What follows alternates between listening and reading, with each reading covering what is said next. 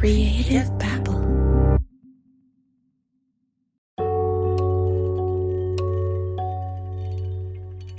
Jane Whaley's birthday was last week. She just turned 80 years old. Obviously, the Word of Faith Fellowship can't go on forever, at least not the way we know of it today. So who will take over? Can it even go on without Jane Whaley's vision and authority? Or will it all fall apart? I asked John Huddle, a former Word of Faith Fellowship member, this same question.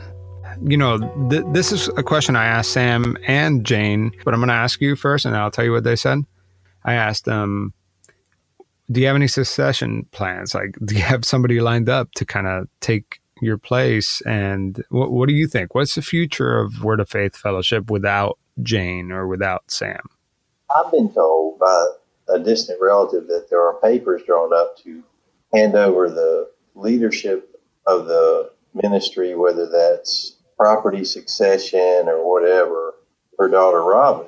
But depending on how the next couple of years go, it's not out of the possibility to think there could be a power struggle. And I don't believe Robin, the daughter of Jane, has the severe character nature. She's got more of her father in her. I'll just say it. I don't believe she'll abuse people like her mother does. I have another theory. I believe there's someone else who is fit to replace Jane. She is equally feared and has Jane's ferocious aggressiveness. She even kind of looks like a younger version of Jane. Her name is Brooke Covington.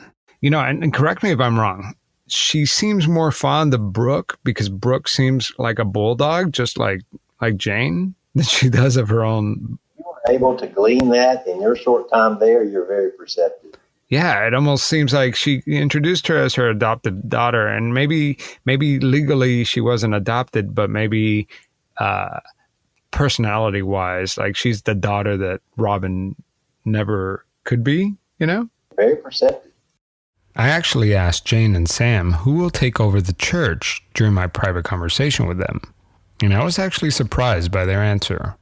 Actually, Sam didn't say much during this meeting, but this is one time where he actually chimed in, and because I actually had my back to Sam the whole time because he was just listening, he was sitting next to me, but I had my back to him, and I turned around because he said, "We have no plans on retaring." Really? Yeah. Which, fair enough. I mean, but they are getting old, right? I mean, you could just tell that physically, they remind me a lot of my grandparents, and I can't imagine that they're going to be able to pull this off like in 5-10 years, right?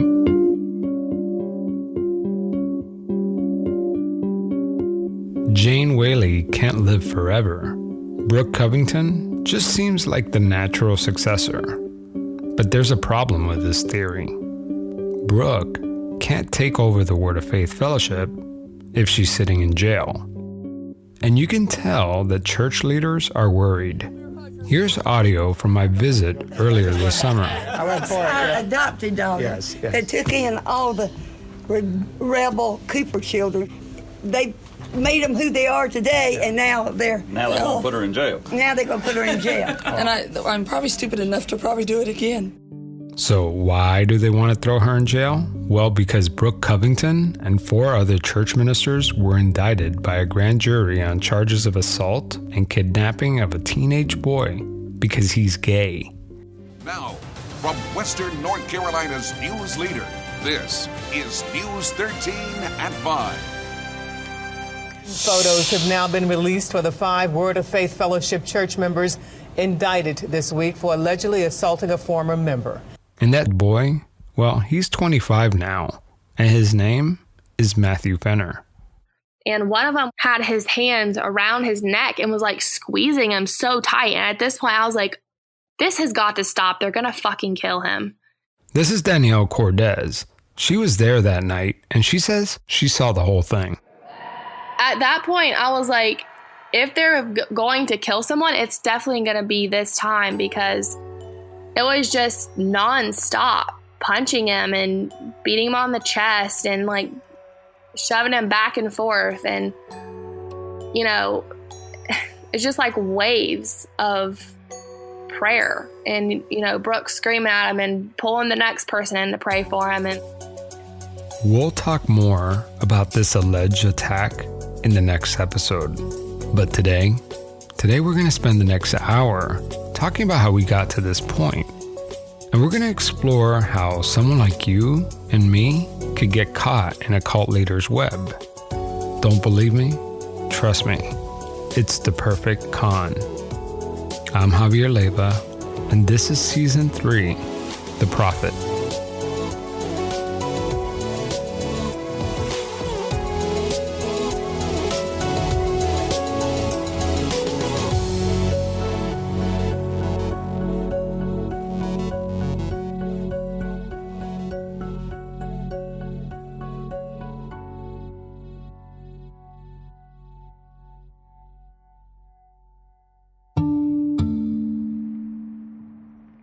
The biggest question I get all the time is, how do people get sucked into a cult? Well, everyone says they would never fall for it. So how did Matthew and his family become one of them? Of all the people I've ever talked to, Matthew was able to break it down perfectly for me. You know, at the time, my family, we were kind of going through a stressful time. We were faced kind of with financial difficulties. You know, my mom wasn't doing well in her marriage. I was kind of having a difficult time with like the whole coming out process and trying to find acceptance among my family and friends and community. Yeah, we were just kind of really down, you know, down on our luck. At the time we got involved, we were just kind of looking for an answer or like an easy fix, I guess, for our problems. And, you know, at the time, Word of Faith kind of was that, you know, answer for us at the time. To say that Matthew's family was going through a rough time is putting it lightly. Matthew came out to his mother, Linda, and that didn't go very well. And I just remember looking at her thinking, okay, like, Mom, I need to talk to you about something. And I just said, you know, I couldn't really get the words out. I just had to start out by saying, you know, do you love me? And she would just say, yes. And I said, but do you love me? Do you really, really love me? And she was like, yes, Matthew, I love you. And then I think I asked that like 3 or 4, maybe 5 times. And then I think I couldn't get the words to come out, but she was just like, Matthew, are you gay? And then I just kind of looked at her and said, yeah, I think so. And then it was just kind of like a flip switch of just like, no, nah. She's like, no, that's not right. Why would you think that? You're not gay. So I was like, Mom, no, I was just kidding. Like, no. Like, you know, a friend of mine and I at school, we had this bet we were going to see what we were going to just like go home and tell our moms that and see what they had to say and like just see how they would react. But I'm not really, I'm just kidding. I just wanted to see what you would say. And then his biological father found out about his sexuality. So I had to go to this therapist, and my dad, you know, came with me on my first visit. And the first thing he says was, well, you know, he does have these thoughts that he's gay and that he likes men. Like, is there anything you can do about it? This sent Matthew into a deep depression. Then there were domestic issues between his mother and father that landed her in jail. To make matters worse, Linda's relationship with her new husband was falling apart. Here's Linda Rape describing that time in her life. Our relationship was so terrible because he had lied to me so much and was sneaking and using money for drugs and stuff. And I pretty much lost everything. I mean, everything. Where I lived, I had to move in my parents because the money that he was making, he was using it on drugs and stuff, and we had nothing. I mean, I couldn't pay my rent. I couldn't pay my car payment. I couldn't do anything. All right, let's pause here for a second. This is how it all begins. Cults typically prey on you when you're at your most vulnerable. And it's around this time when Matthew and his family are at their lowest point. From this moment forward, they are willingly going to join a cult. They just don't know it yet. It happens really quickly. Let's just put it this way. It's around February at this point in the story.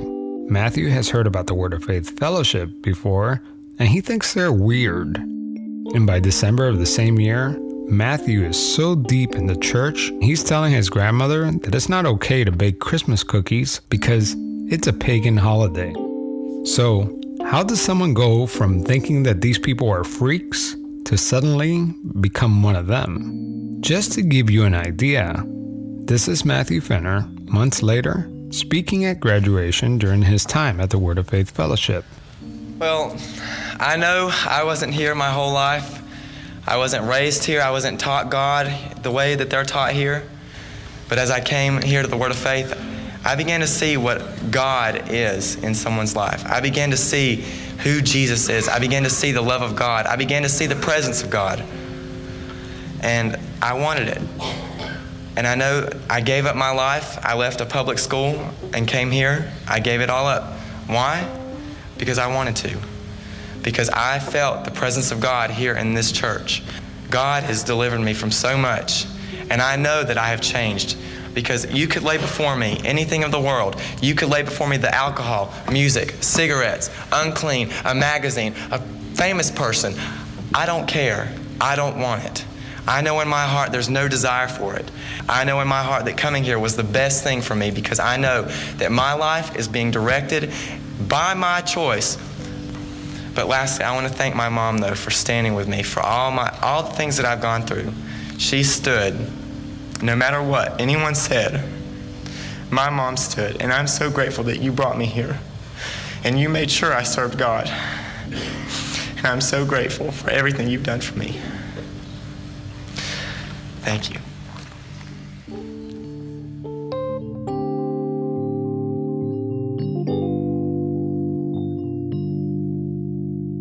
So how does he go from being one extreme to another? Let's break it down month by month.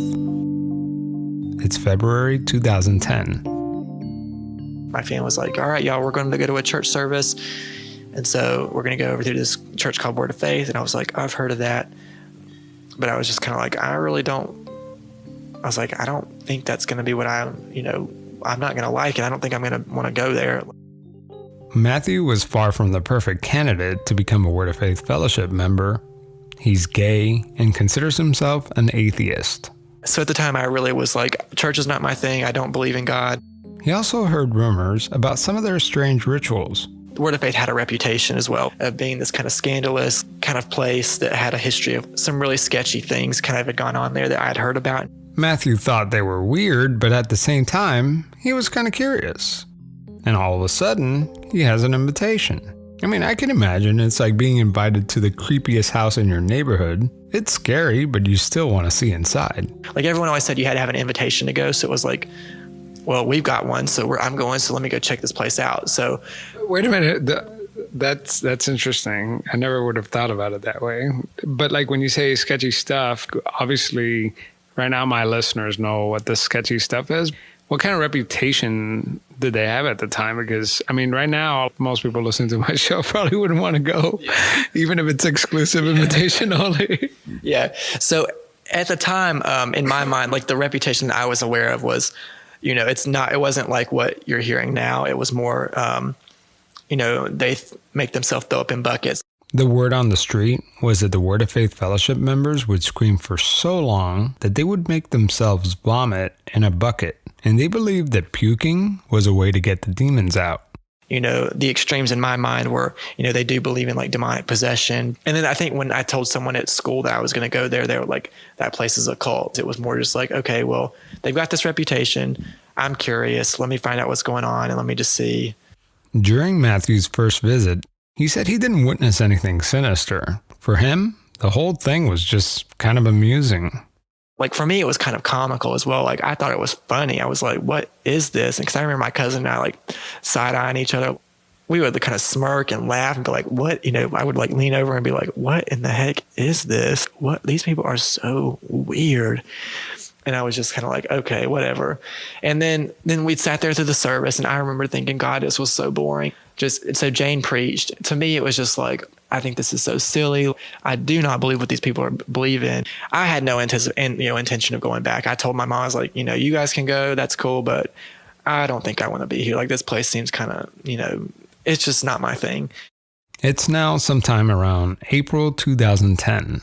And it's been 2 months since Matthew's first visit to the church. Remember, he said he would never return. But his mother somehow suckered him into attending a Friday night potluck dinner at the church. And then that night, though, was when something kind of like switched for me too. During the potluck, Brooke Covington, Jane Whaley's second in command, took notice of Matthew and started talking with him. She got my cell phone number from my grandmother. And so Brooke called me. She was like, I'm going to come pick you up. And like, I want to like spend some time with you and talk to you. Like, you can come with me up to McDonald's and we'll just like sit up there and talk and whatnot. And so she came to my house and picked me up. We just sat in this McDonald's parking lot for like an hour and a half, 2 hours. Basically just talked about my life. I told her right up front, I was like, I don't really think I believe in God. Like, I don't believe in these types of things. Brooke was there for Matthew when everyone else and everything around him was falling apart. It wasn't so much I want to start going to church, but there was something about her. She seemed to have taken a genuine interest in me and like what I had to say and like the troubles I was having. And it was just nice because I felt like for the first time someone was actually listening to me. At first, even the strange rules didn't bother Matthew. I mean, who is he to judge? His life is crumbling around him, and they seem to have everything figured out. Maybe he could use some structure in his life. I would talk about me, and then, she would say, well, we do believe this, and, we don't listen to music and we don't listen to the radio. We've learned that God's ways are the ways that we want to live, and we believe he speaks to us, and he's made it clear to us that like we shouldn't do these things because they separate us from God. It's like you begin to get this sense that maybe the way you're living isn't right.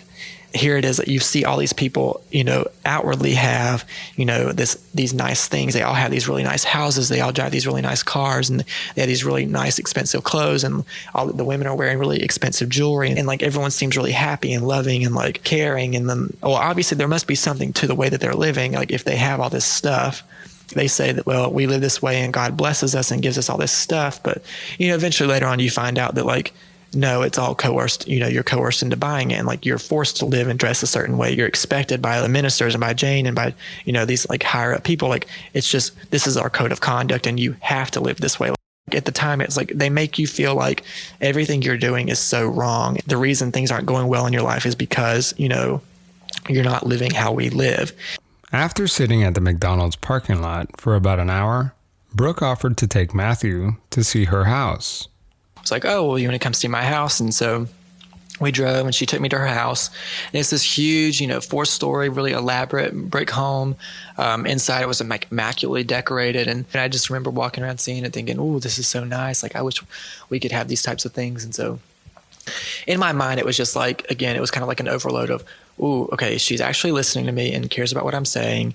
To like all this stuff, like there's just nice clothes, nice houses, nice all these things. So I'm just thinking, ooh, this place might be good for like actually having just nice stuff. This lady's listening to me and like seems to care about what I'm saying. And so, maybe we can give this a shot of like just seeing where it goes. Matthew figured he had nothing to lose, so he starts attending more and more services. First, they get him to attend church. Now, it's time to pull Matthew in deeper. In order to truly indoctrinate him, they need to get Matthew out of public school and into the church's private school.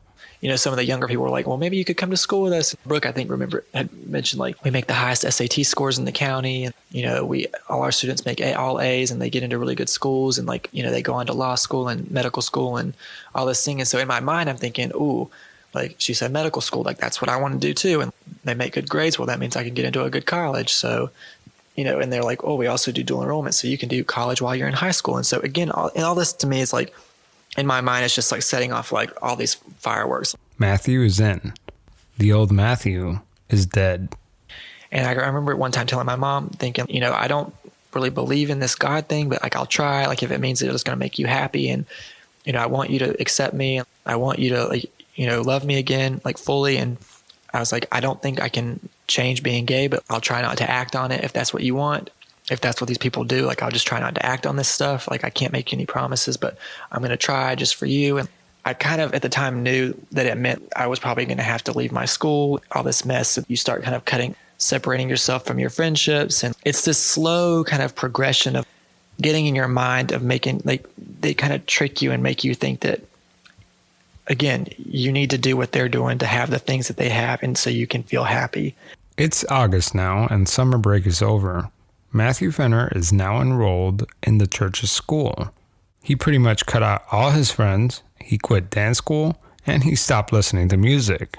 That whole month of like June through August was like, all right, let's just get serious about this. Just cut stuff out. Just here we go. Let's just start to conform as much as you can to this place and just really kind of mold yourself to this place so you can finally get happy and, see what you'll get out of this. And, who knows? So just to get the timeline straight, you said February and now it's August, and all these things that you kind of let go from your life, like the dance, which was, it sounds like it was like a really big, important thing in your life. And then your friends obviously are really close, and your school and all that. Were these things that they asked you to do, or things that you just knew you had to do? So I think to some degree it was things I kind of knew was expected of me. And I just was like, okay, I'm going to go gung-ho and just do it. Let me quit dance. Like, I know I need to do this because I know this is not something they believe in. You shouldn't listen to music. So I was like, okay, I'm going to give up music and stop listening to it. You shouldn't wear these types of things. I got rid of those clothes. And it was just kind of like I went through this radical kind of change. Now it's December, and Matthew and his family are 100% in. One day, while visiting his grandparents, he noticed that his grandmother was baking Christmas cookies. Like, she was making these cookies to take to like work, and we're like, they say that's demonic, it's pagan ritual, and like it's not right, and like you shouldn't do that. That Brooke says this isn't okay. So you start getting this, your mentality eventually starts to change. Like that, you begin this like us versus them, like outsider versus word of faith people. Like you start to form that mindset of like that's how things are, and you kind of have this very rigid like who can be involved and who can't, and like you have to align yourself with the practices or you're out. Remember, Matthew's grandparents have already left the church, and by now the church has taken over their family. They didn't know what to do, so on Christmas Day, the grandparents asked Matthew and his family to leave. They moved into an apartment that they could not afford, and to make matters worse, Linda's husband, who was the family's only source of income, had enough with the church's overbearing rules. So he's out too. Now what? In Matthew's new rewired mind, there was only one person he needed to call: Brooke Covington. And within minutes, Brooke had a group of young men come, helped Matthew and his mom move into her house. And I lived with Brooke from April 2012 until January 2013 when I escaped. Matthew says he started witnessing horrible things. After that Christmas, and then, at the time, like, I started seeing other things that just didn't set well with me. Like, they had this practice, like the lower building, that kind of picked back up around like the September, October time while I was in high school. And two of my classmates actually had to go, live down in the lower building. The lower building, if you remember from season 1, was a place where former members say they experienced the most extreme form of punishment. They say Jane would hold young boys for months, even years, against their will. You can kind of tell, like you can sense things aren't right and they're off, but you kind of like ignore the red flags. Then one day, Matthew says that he witnessed his friend being slapped in the middle of class. That for me was like the turning point for me, like in the sense that like all the blinders went off, and it was just like, no, this place isn't right. I can't keep up with this. This is not in their mind God. This isn't right. And this is just not how you treat people. I loved the people there. And I mean, I can't say that all that was untrue. Like, I mean, I did love some of the people I made friends with. Like, I did love and care for them.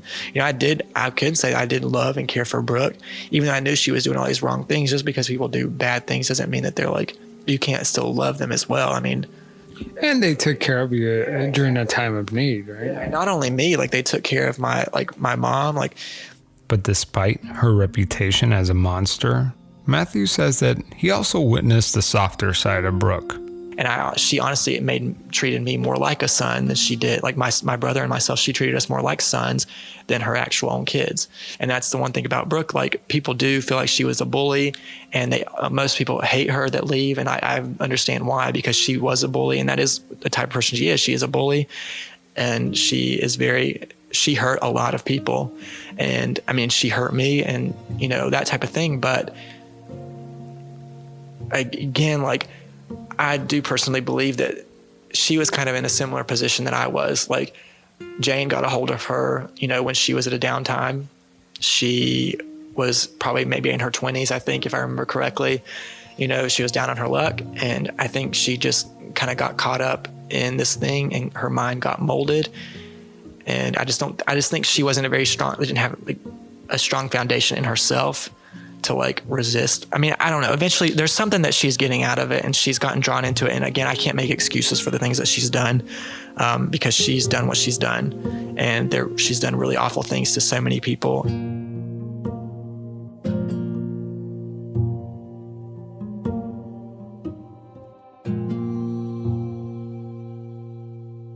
I don't want to be like this condemning person that's like, oh yeah, the whole time I was there, it was all bad. But I mean, because there were times there that I was there that it wasn't, bad. Like it wasn't bad. Like, I mean, they did take me on a vacation. They gave me a room. They did buy me stuff. They took me on these trips. They paid for like my graduation year. They paid for a trip to Brazil for me. And so, stuff like that, like I was very grateful for. They do this. There's always a cost to, a cost with receiving the things that you get, like your loyalty and your obedience and your submission to what they say is kind of what they expect in return for these things.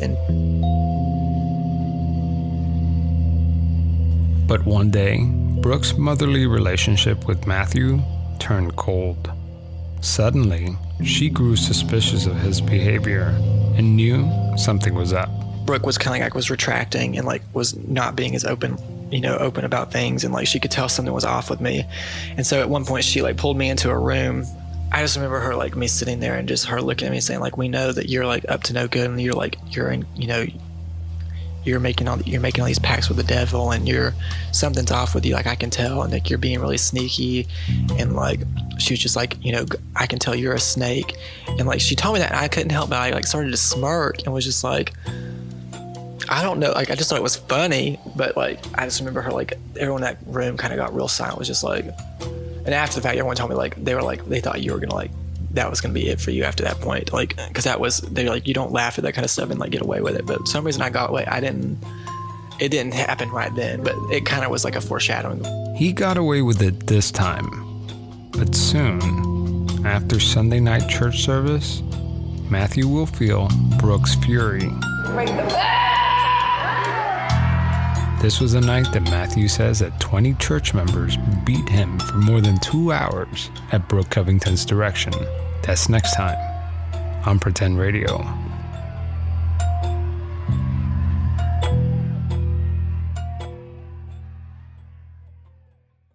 All right, this is it. Only one more episode left. But if you can't wait till next week, go to pretendradio.org and click the donate button. Also, I want to thank Todd Barr for supporting the show on Patreon.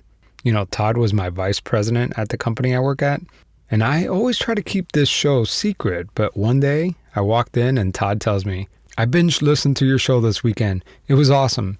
Well, my cover was blown, but thank you, Todd, for listening, and thank you for supporting the show.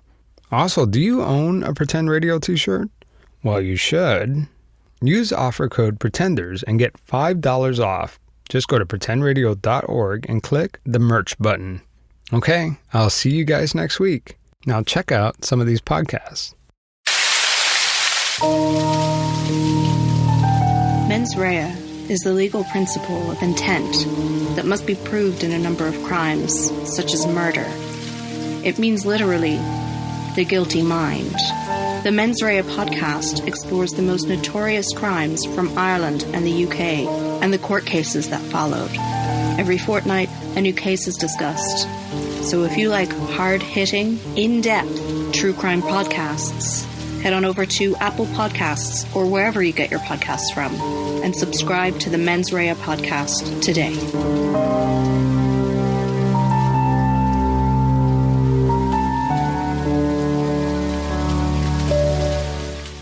Hong Kong Confidential is a podcast designed to educate and entertain my audience. It's an interview-style show where many topical social issues are discussed and personal stories are shared. The podcast can be inspiring, confronting, harrowing, and at times hilarious. We all need to be heard to heal, and listening to the experiences of others can often help the rest of us deal with what life has to throw at us. Hong Kong Confidential, available on iTunes, Stitcher, YouTube, and Google Play. Creative